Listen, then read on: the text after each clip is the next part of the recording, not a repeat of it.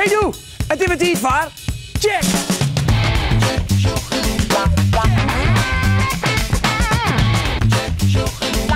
Check, shock en ontdek! Ga je het checknice van vorige week al lezen? Een mooi krantje zitten. Deze week hebben we weer een prachtig checknice en Dook is hem gratis en vergeefs krijgen. Stuur even een mailtje naar check@omroepfriesland.nl. Wat hebben we deze week in check? Eens even zien. We gaan heel diep de groen in om een belangrijke delfstof te zieken. Aliet die jaagt van het ene natuurgebied naar het oren. En de master wie brandingskwallen uit Oud-Wiannen geeft 100 jaar waarom in het tiert.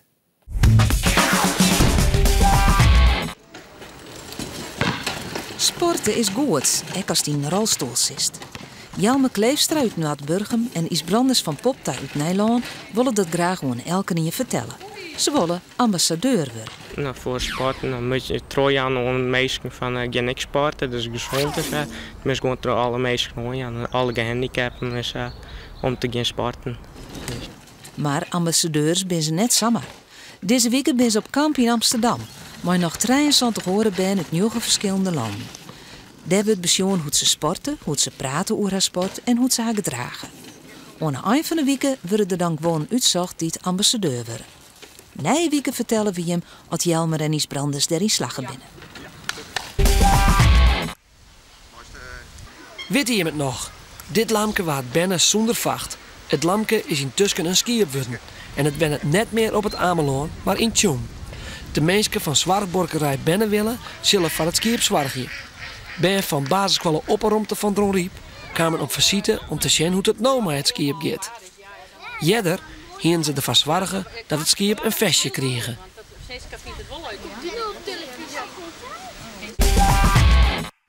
Ja, doe maar. Ik wil niet dat Ines er weer is. Ik zag dat er niks aan de hand weer. Wij weten wat het hier hebt! Snij waar het laatste shot draait van de film Voet. Een Friestalige speelfilm die het maken wordt door 20 jongeren die dwenjen in het dorp Jesterwierum. Voet gaat door een famke dat verdwijnt na een feest in het dorpshuis. De première van Voet is op vrijdag 28 oktober. In wat voor natuurgebied zou Ali deze keer beginnen? Hallo? Hallo? Aliet? Aliet! Bist u wel lekker in de woeste en rauwe natuur? Ja, jongen, ik sta hier in de wilde woorden. Wist je dat haast alle natuur in Nederland helemaal niet zo woest en rauw is? Natuur is haast altijd betocht en online tromezen. Liek als je, dit bosk. Een prachtig natuurgebied, maar het is niet ontstaan tot de natuur. Nee, dat gaan mensen dienen. Echt oerbosk, dat hebben we niet meer in Nederland. Heel lang lien doen we het hele loon in grut bosk. En toen kwamen de mensen. En die dachten, oh, hout, dat is handig. Dan kunnen we goed broeken voor etensieren of kachelstoken. En zo waren in de rin van de tijd alle bjem omhakt. Tot alles voortwie.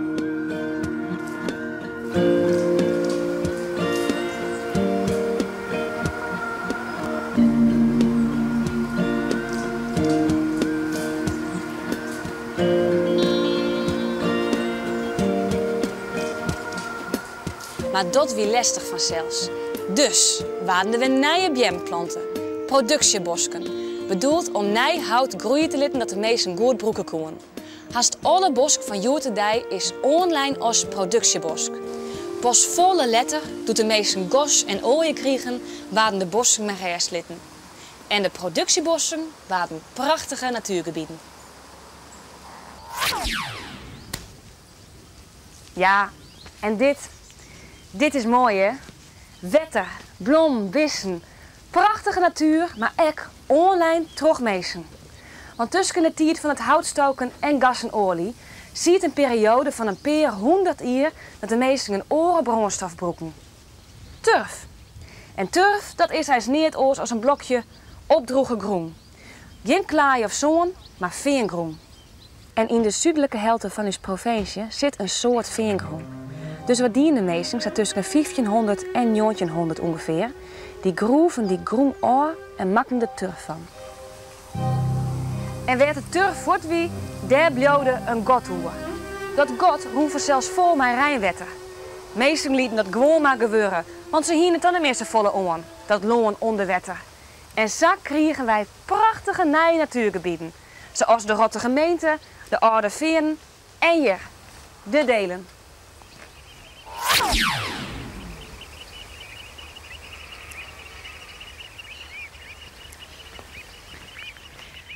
En soms ontstaat de natuur ook omdat er een ongelukje gebeurt. Zoals hier, op het Peersemerland bij de Waadzee. Dit gebied leidt boven de zeediek. Wat gebeurt er vaak aan de kust? De zee neemt heel tijd weer een lietsbietje zoon mee. En hier, op restige plakjes, wordt dat zoon dan derlijn. En zo groeit er heel tijd weer een lietsbietje nijloon boven de zeediek.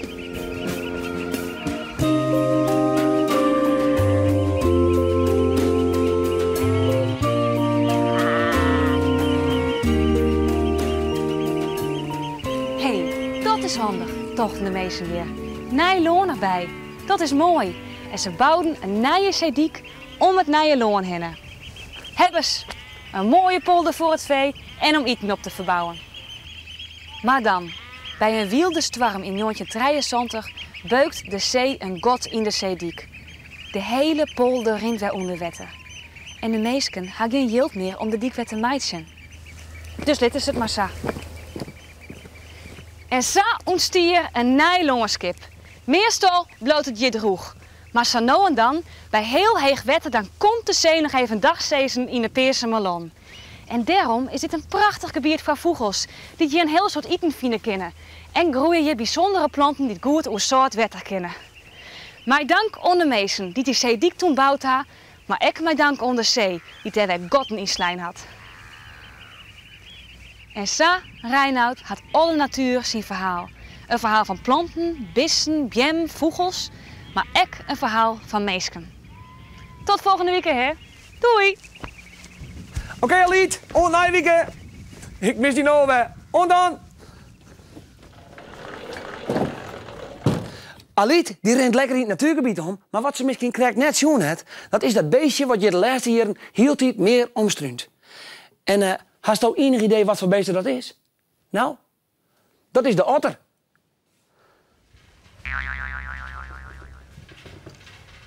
Hé, dat binnen otters. Ja, dat klopt. Dit zijn inderdaad otters. Een heel prachtig beestje. Dat wie haast verdween uit Nederland, maar ze zijn nou weer waarom. Maar help van u, hè? De mensen. Ja, dat klopt inderdaad. Met hulp van meesten. Maar in 1988 is er een otter deerrieten en men vermoedde dat dat de laatste levende otter in Nederland weer. Nou, toen, dat was natuurlijk heel erg schande, dus toen hebben ze een plan maken. En in 2002 zijn er otters uitzetten die het natuurgebied te weer hebben. En dat ging heel goed, dus nu zijn die otters zelfs ik zien in het natuurgebied de Oude Veeren. Hoe goed dan is dat de otter verdween? Nou, door meesten, door de jacht en door de versmarging. Er zijn otters die worden deerrieten en dus ik bejaagd. En door de versmarging, want een otter heeft heel skien wetter nodig om in te leven. Dus een skien milieu. En dat die otter dus nu in Nederland in leven bloedt, is een heel goed teken voor het milieu. Want dat is dus heel erg skien. Kunnen we nou altijd zien dat we naar de Oude Veeren of naar de Weerhebben taggen? Nou, die kans is heel erg liet, dus dan moest een hele protocol hebben. Maar de kerst bijvoorbeeld ik in Leven in Aquasou in Lauwert. Dat is een park dat in 1993 begonnen is als otterpark. En daar hebben ze nou een hele protte meerbeesten, maar de otter is er ik nog steeds. Dus als het in Leven was, dan kerst er ik net in en dan kerst hem daar bestuderen. Want het is een heel leuk en boitelijk beestje. Dus, maar ik zet deze nou weer waarom in de vitrinekast.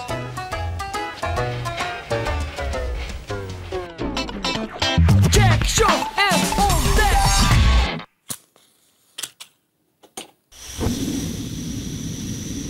Eerdgas. We gebruiken het eens alle dagen. Om eten te sieren, om te douchen en centrale verwarming. Maar waar komt het eerdgas eens bij? Ja, de naam zei het al, uit de Ierde vanzelfs. Maar waar uit de Ierde en hoe komt het er?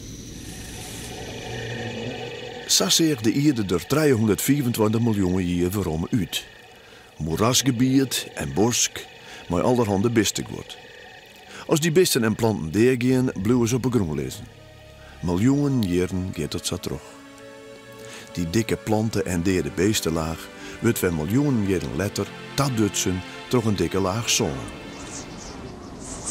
Stormen waaien dat zon op naar een laag van honderden meters dikte. Als de boeien van die ierde inzakken, speelt er zeewetter doorheen, dat een laag zout achterliet.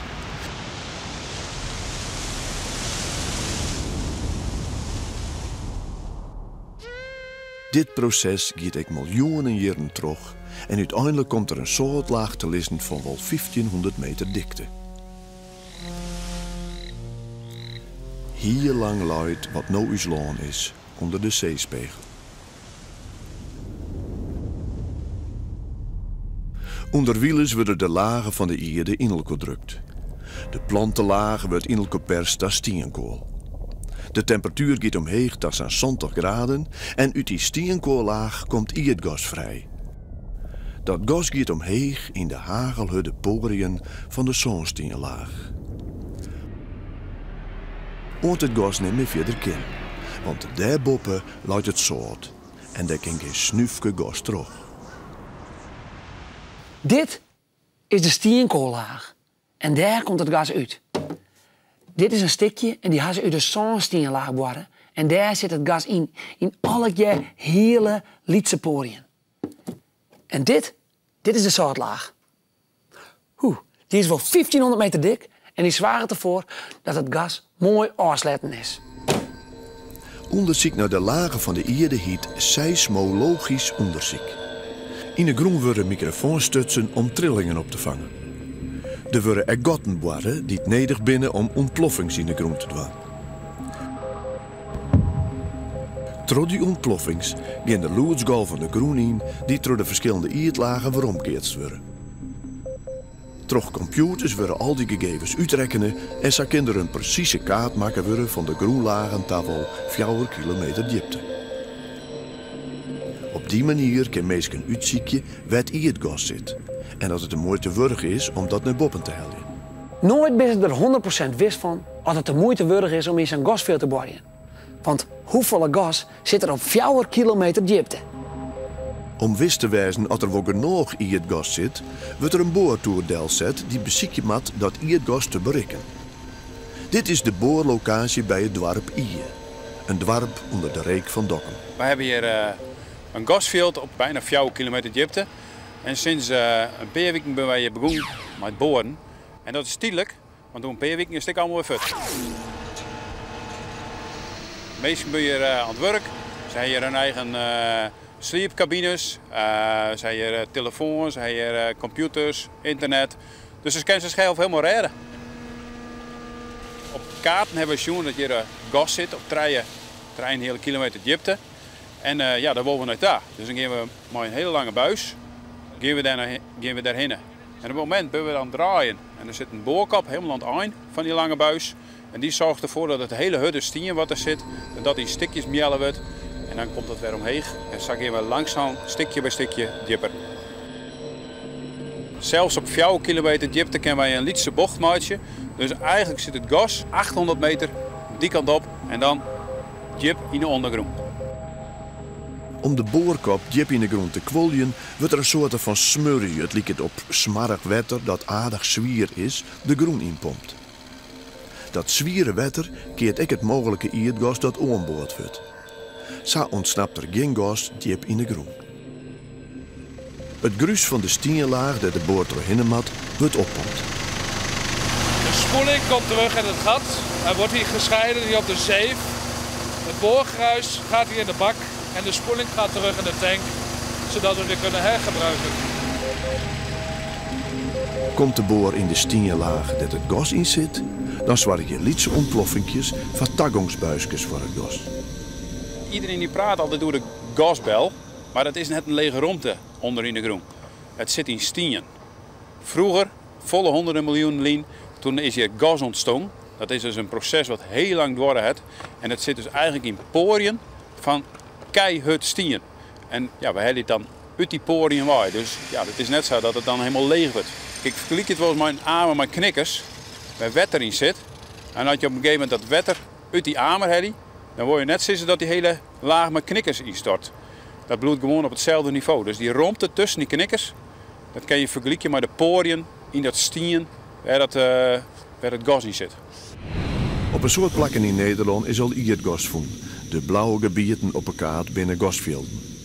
Zelfs op de Noordzee wordt naar gas geboren. Ja, Nederland is echt een gasland. Ik denk in Nederland wordt wel 60% van alle elektriciteit opwekt met behulp van gas. 100 jaar weerom in de tijd. Wat ben die ben van de master wie brand is qua ouderwets net. Maar hoe zit het nou in Noord-Vianne?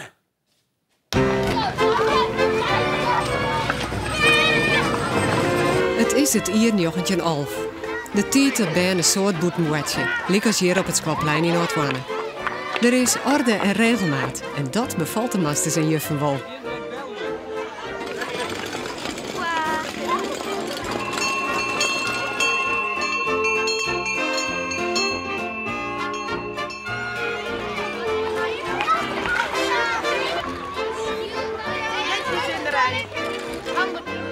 Of is het toch gewoon 2011?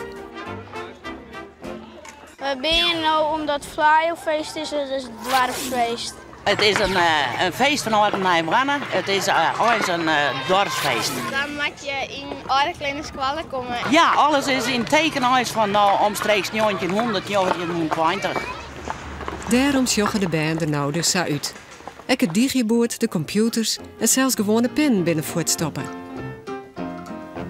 Goedemorgen alle heren. Goedemorgen, master. Daar mag je hem nou zitten hier. Ben er klaar voor, jongens? Laten we gaan in koor. 1 keer njochen is njochen. 2 keer njochen is 8. 3 keer njochen is 27. 4 keer njochen is 36. 5 keer njochen is... Ho, wat jij ik daar? Hoeveel is 5 keer njochen? 34.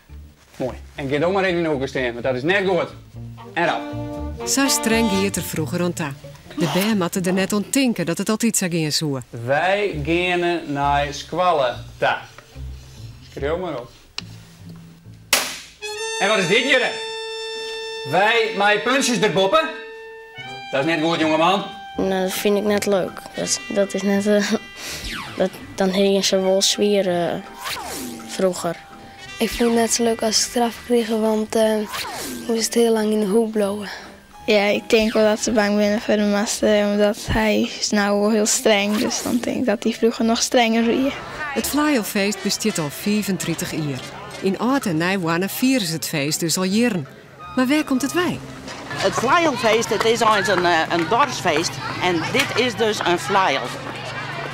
Daar zijn ze dan, iets wie de boeren daarmee onttestjen. Dan sloegen ze samen met die stok zodat dit op het weet kwam en dan sprong daar dan de sieren uit. Uit zijn de zware straffen die de band vroeger kregen, merken de band van de Wibrandiskwallen meer verschil. Er is snel volle meer elektrische dingen en het is volle moderner al. Nou, dat we volle meer met houtskool en kroontjespen en zo. En dat is wel een beetje wennen. Nou ja, het grote verschil is qua straffen, de hoeken in en sommigen hier in de boert om, met ezel en dan moest zo het plein rennen. Nou, dat soort straffen hebben we nou net meer. Het is nou heestens wat strafwerk. Maar ja, ik denk dat het bij nou volle leven binnen. Maar nou eerst is het skoft en dat vindt elke niet leuk. Ja, hartstikke leuk, die ouderwetse spultjes. Maar splinternieuwe spultjes ben volle spectaculairder. Wat vind je trouwens van longboardje? Of hoe neem je dat in het Fries? Plankje rieden? Hoi, ik ben Kim en ik in de pivotwan. Dat doe ik op mijn longboard. Hij is wat langer dan een skateboard en hij rolt wat langer, toch?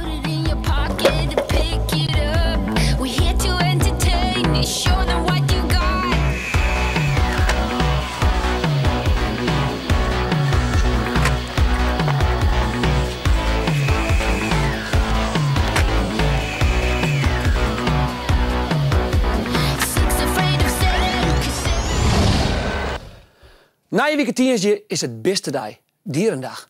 Hey, ik had een goed idee van je. Hast er nou een prachtig, lief, schattig huisdier? Maak je dan een foto van jezelf met die huisdier en stuur het op naar check@omroepfriesland.nl.